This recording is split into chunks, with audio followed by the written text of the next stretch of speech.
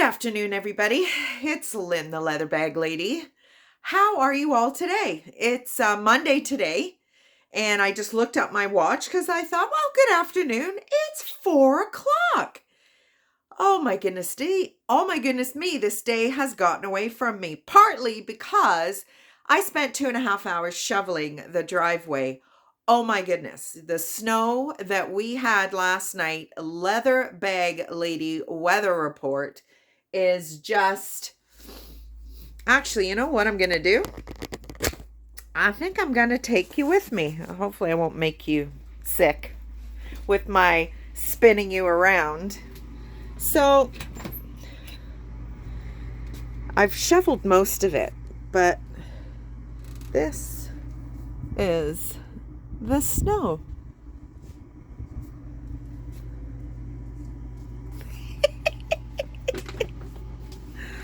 I hate shoveling. I hate it. I hate it. I hate it. And I've been doing it by myself for close to 16 years now. Let's get you back up on my little stand here. So, Leather Bag Lady weather report. That's what we're dealing with here in Hamilton, Ontario. Mum and Sarnia got not a flake.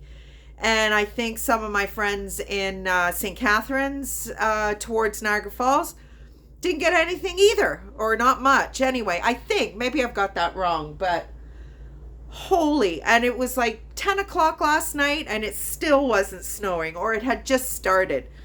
And then woke up this morning to probably about this much snow up against my front door.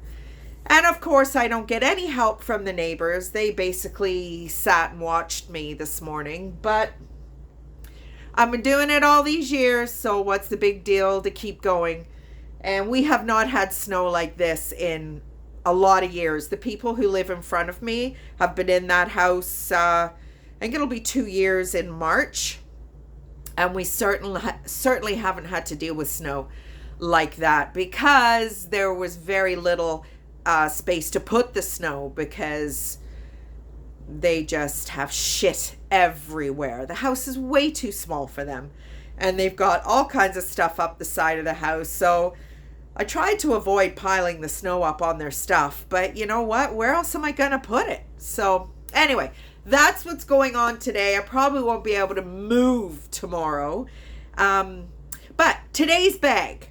You know, if you have been a follower of my videos for a while, how I feel about roots. I love roots, vintage roots, not so much the new stuff. The quality of vintage roots, and by vintage I'm talking 80s, 90s roots. I think Roots was established in 1973, and they were actually predominantly a shoe company to start with, and then they've just kind of blossomed, and then can't remember what the year was, but they were bought out. I want to say 2017, but I'm not sure if that's accurate. They were majority stake was purchased by a conglomerate, and since then, you know, I don't know for sure, obviously, but I've had a number of customers of my own who just don't feel that the new Roots is of the same quality. So if the vintage stuff comes along, you grab it, but it's not cheap. It's tough to find at a price that makes it reasonable for me to pass it along. So today's bag is a beautiful Roots bucket bag. It's not a huge bag. And it's a really cool color. I'm not sure that you're going to get the full intensity of the color. The bag is brown, but it's got like kind of a mauve gray tinge to it. It's cool. It's really cool. So this side is kind of still very much in shape. This side's got a little bit of buckling to it. Now, once you get your stuff in there, then that's going to fill that void inside. But you know, I would just put that side up against. And so the strap, I've got it on the very last hole and it just clears this little catch thing here. But it's a very comfortable, it's about 20-inch strap drop. And the base of the bag, there's your Roots stamp. I think it's about 8 inches wide at the base. And then obviously in true bucket style, it flares out at the top. So inside, it's all, again, you know me, I love the raw leather. And then it's got kind of a, it's, yeah, that kind of pale coated canvas on the bottom. Now, it's the same stuff inside the interior pocket, but that's starting to crack. And that's the inside zipper pocket. The other side is raw leather. It's just this one side. So, yeah, it's just like this coated canvas stuff. Because that pocket, like Coach, I swear, vintage Roots and Coach are very similar in kind of styleability. And, you know, a lot of the vintage Coach and Dooney Bourke have these pockets that actually flip outside of the bag. There's your vintage black and white Roots label. And then these vintage Roots made in Canada zipper pulls. It's a gorgeous bag. Love. Oh my God, I love Roots. I just love it. And there we go. So it's great on the shoulder. It's a higher sitting crossbody. But as usual, if you're not quite as curvy as I am, it's probably going to sit a lot lower. And then it does have, it's a little misshapen right here. Now I've moisturized the crap out of it because it was a little dry just up here, but it's a beauty. Beautiful, beautiful bag. So that's today's listing. History piece today. We are dealing with kind of the last of my generic bag history, and now moving forward we'll be going to brand specific history, and that's the company, the A-Lux YouTube channel and website that I will be drawing all my information from. And if you're interested in luxury brands, I would check them out. They are very knowledgeable with their history, and they cover pretty well every luxe brand that you can imagine. So anyway, so we're at the end of our road, as I said, with this 21st century.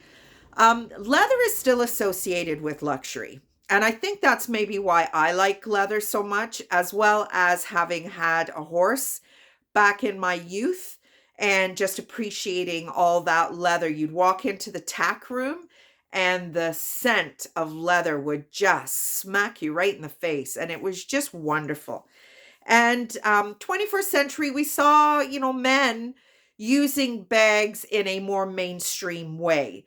Men's, I've got a little bit of a stat here. Let's see. Men's bags. It gave me some numbers. Where is it? Oh, for goodness sake. It was something like 4 million. Men's bags is like a $4 million market. Where did it go? Maybe it's on that side. Yeah, no. Market for men's holdalls, especially with the increase in electronic devices, has seen a sharp increase, making it a $4 billion a year industry. So I get asked for men's bags all the time. They're just very hard to find because obviously I get most of my bags 70s, 80s, 90s. And men did not wear bags as routinely as they do now. And that kind of very unisex messenger bag is, I think, what we're talking about in terms of men using bags. Because let's face it, they've got stuff to carry too. And if they have a lady in their life, what ends up happening? You end up carrying it. Keys, wallets. Now we're talking cell phones, tablets, chargers, all this kind of stuff that is just now what you carry around. So there you go. That's our little history piece for today. There's our bag. You've seen the weather. Hope you had a great weekend. I had a good weekend. Went and hung out with somebody kind of special on Friday, and Saturday didn't really do very much. And then Sunday I went to look at a trailer park in Burford with my friend Randy's girlfriend Lori. It was interesting. It was a nice location for the park. It was very close to the 403, heading towards the 401 and Woodstock. But it was a little bit like a shanty town. There was a lot of very ramshackle trailers that had attic rooms on them that were just ply, just they weren't like they didn't start out life as attic rooms, put it that way. They were just, scrap materials, and I don't know. Lori did prepare me for that. She said, the park does look a little beat up, but the new owners who've owned it have got a lot of big plans. And anyway, it's kind of early in my journey.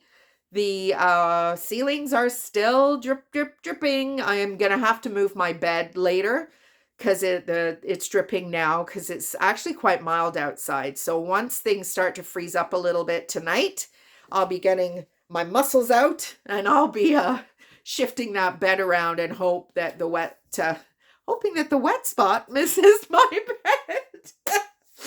Anyway, so that's enough for me today. I did my shipping, my shipping profile for my $5 Friday project.